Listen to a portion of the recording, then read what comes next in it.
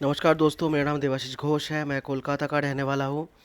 अभी जो पिक्चर देखिए, इसमें आपको दिखेगा कि हमारा जो लैंडर विक्रम है, उसके अंदर से जो रोवर प्रज्ञान निकला है, उसका फ़ोटो आप एक एक करके देख पाएंगे जो इसरो ने ट्वीट किया है। ये एक बहुत ही अमेजिंग, ये एक वीडियो था बेसिकली। तो वीडियो तो मैं वैसे शेयर नहीं कर पाऊँगा, आप इसरो के ट्विटर हैंडल में जाके देख सकते हो। तो ये बहुत ही गर्व की बात है। तो अभी तक अर्थ की मतलब दुनिया के किसी भी देश ने नहीं कर पाया जो हम लोगों ने कर दिखाया। ये बहुत ही प्राउड मोमेंट है।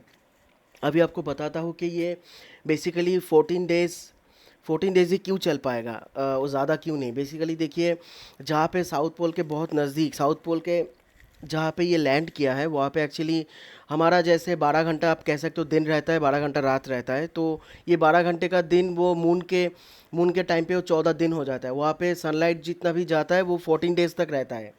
ठीक है। तो यहाँ पे ये जो प्रज्ञान रोवर है, उसका जो एनर्जी है वो सूरज से ही निकलेगा, मतलब सोलर एनर्जी से ही वो खुद को चार्ज कर पाएगा और वहाँ का डेटा कलेक्ट कर पाएगा, वो चल पाएगा। तो 14 दिनों तक उसका सूरज रहेगा। तो उसके बाद 14 दिनों तक उसका अंधेरा मतलब रात हो जाएगा। 14 दिनों तक कंटिन्यूअस रात रहेगा चांद पे, साउथ पोल पे जहाँ पे ये लैंड किया। और वहाँ पे आप सोच नहीं पाओगे कितना टेम्परेचर ड्रॉप करता है। 400 डिग्री फ़ारेनहाइट, जो -248 डिग्री सेल्सियस तक जाता है। तो आप इमेजिन करो, -248 डिग्री सेल्सियस। तो वहाँ पे प्रज्ञान रोवर का मशीन 14 दिनों तक उतना अगर ड्रॉप करेगा तो उसका मशीन का ठीक रहना ऑलमोस्ट इम्पॉसिबल है। अगर कुछ मिराकल होता है 14 दिन बाद, रात कटने के बाद, जब फिर से सूरज का रोशनी जितना भी वहाँ पे जाता है साउथ पोल के उस जगह पे जहाँ पे प्रज्ञान है, तो वहाँ पे जितना भी जाता है, अगर फिर से वो ले पाए, उसका मशीन अगर कुछ भी ठीक रहा, तो फिर से अगर वो खुद को चार्ज कर पाएगा, तो फिर से ये मिशन कंटिन्यू होगा। इसका होने का चांस साइंटिस्ट, इसरो के साइंटिस्ट ने जो कहा है, बहुत ही कम है। तो उसको आप छोड़ ही दीजिए। 14 दिनों तक जितना डेटा मिलेगा वो हम लोग जान पाएंगे वहाँ पे एक्चुअली क्या है, उसके सरफेस में क्या क्या है। क्योंकि क्या मिनरल्स है या कुछ भी है, उसका एनवायरनमेंट कैसा है, जो अभी तक बिलियंस ऑफ ईयर्स से अनडिस्कवर्ड है। जहाँ पे कोई भी देश का कुछ भी रोवर अभी तक जितना भी कैलकुलेशन के हिसाब से सब टाइम साइंटिस्ट बोल पाए हैं कि वहाँ पे ऐसा हो सकता है, लेकिन कैलकुलेशन के हिसाब से आप जितना भी करो वो एक्यूरेट नहीं होता है। ठीक है। तो अभी जो जान पाएंगे वो एक्यूरेट जान पाएंगे कि ये वहाँ पे ये मिनरल्स है या फिर ये है वो है। अगर वो मान लीजिए हमारे अर्थ को बेनिफिट पहुँचाता है, अगर अब उसको हम ला पाए चांद से हमारे अर्थ पे ला पाए, आप सोचिए कितना कुछ हो सकता है। लेकिन ऐसा कुछ होता भी है तो इंडिया खुद से नहीं कर पाएगा, अकेले किसी कंट्री का ये पॉसिबल नहीं है। तो दुनिया के सभी सभी कंट्री को एक साथ आना पड़ेगा। लेकिन सब लोग, हम हिस्ट्री हम लोगों ने क्रिएट किया है, सब लोग यही ज़रूर कहेंगे कि इंडिया का मिशन, ये सब इंडिया की वजह से ही हम लोग जान पाए हैं कि एक्चुअली में साउथ पोल में क्या है जो अभी तक अनडिस्कवर्ड था। ये हमारे लिए बहुत गर्व की बात है।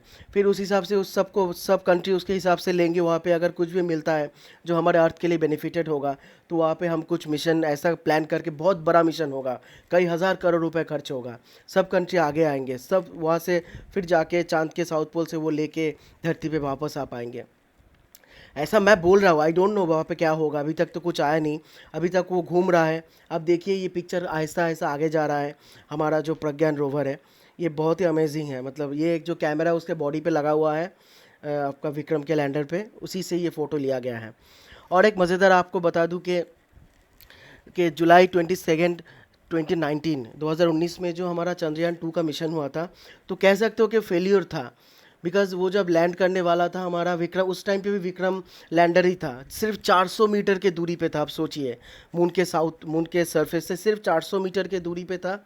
तब जाके कम्युनिकेशन फेलियर हुआ और हमारा मिशन बर्बाद हो गया, वो क्रैश लैंडिंग किया। तो क्रैश लैंडिंग अगर करेगा तो आप सोचिए उसका अंदर का मतलब डैमेज हो जाता है ना। कुछ भी अगर थप से गिरता है ऊपर से 400 मीटर की ऊंचाई से, तो कुछ बचेगा नहीं। तो इसलिए सॉफ्ट लैंडिंग का मतलब है आहिस्ता धीरे स्लोली, ताकि हमारा मशीन रोवर लैंडर सब सही रहे। इसका मतलब है सॉफ्ट लैंडिंग। तो हमारा चंद्रयान जो 2 था, 2 का जो एक ऑर्बिटर अभी भी वो मून को ऑर्बिट कर रहा है, तो उससे वो कम्युनिकेट किया। तो ये ऐसा है कि मान लीजिए अब नए शहर पे गए और नए शहर पे ऑलरेडी हमारा जान पहचान वाला कोई है, तो हमें कितना फ़ायदा होता है, राइट। तो चंद्रयान 2 का जो ऑर्बिटर है अभी भी वो चांद के आसपास घूम रहा है, उसने भी बहुत हेल्प किया सही जगह को चुनने के लिए, लैंड करने के लिए। चंद्रयान थ्री का जो लैंडर विक्रम जहाँ पे लैंड किया, इसमें चंद्रयान 2 का ऑर्बिटर का भी बहुत बड़ा हाथ है। वो अभी आपस में कम्युनिकेट भी कर रहे हैं और इसरो से सिग्नल भी भेज रहे हैं। आप सोचिए कितना बड़ी बात है। तो हम लोगों ने सीखा है, फेलियर का मतलब ये नहीं है कि फेलियर, ये हम लोगों ने सीखा है। आप सोचिए, ये बहुत ही बड़ी बात है। तो आई एम श्योर बहुत मतलब कुछ मिलने वाला है ऐसा जो पूरे अर्थ के लिए, पूरे हम सब के लिए बेनिफिटेड होगा, सिर्फ इंडियन के हम लोगों के लिए नहीं है। ये मैनकाइंड के लिए एक मिशन, बहुत बड़ा स्टेप है जो हम लोगों ने अचीव किया है। तो आप एक बार सोच के देखिए, बिलियंस ऑफ, कई 100 करोड़, कई हजार करोड़ साल से अगर सूरज का कुछ रोशनी एक जगह पे नहीं पड़ता है, वो जगह और वहाँ पे उतना ग्रेविटी भी नहीं है। आपको पता है चांद में 1/6 ग्रेविटी है। ग्रेविटी हम लोगों के अर्थ के मुकाबले 1/6 बहुत ही कम है। तो वहाँ पे जो मिशन हुआ था जहाँ पे 1969 में नील आर्मस्ट्रॉन्ग जो वो लोग चांद पे गए थे, कहा जाता है कि उन लोगों का कुछ फेंका हुआ चीज़ अभी भी चांद पे वैसा ही इंटैक्ट है, बिकॉज वहाँ पे कोई इन्वायरमेंट नहीं है। तो वहाँ पे जैसा पड़ा था अभी भी वैसा ही पड़ा है। तो ये बहुत ही मज़े की इंटरेस्टिंग बात है।